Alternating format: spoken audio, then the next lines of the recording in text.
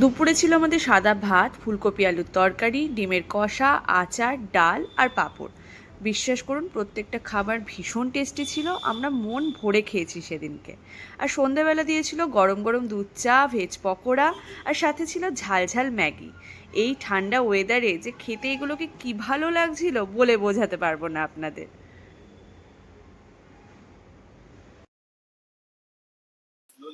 আজকে আমরা এসেছি কাফের গাঁওয়ের আরসিজ ইন হোমস্টেতে। ঠিক আছে, তো এখন সন্ধে, অন্ধকার, সাথে বৃষ্টি। মে মাসে এরকম ভাবে সোয়েটার সাথে রেনকোট, আর পিছনে শুধু অন্ধকারের মধ্যে আমরা শুধু পাহাড়ে শুধু আলো দেখতে পাচ্ছি ঘরগুলোর, আর বৃষ্টি দেখছি। সাথে আমাদের একজন বিশেষ অতিথি চলে এসেছে, ঠিক আছে, তাকে আপনাদের দেখাচ্ছি। আমাকে যে তোমরা ওখান থেকে ডেকে আনলে আর আমি এক লাফে চলে এলাম, তারপর এক প্যাকেট বিস্কুট দিয়ে তোমরা শেষ করে দিলে। রাত্রে কিন্তু রুটি, আলু ভাজা, চিকেন কষা দিয়ে দারুণভাবে পেট পুজো করে আমরা কিন্তু আজকের দিনটা শেষ করে ফেললাম। গুড মর্নিং সবাইকে।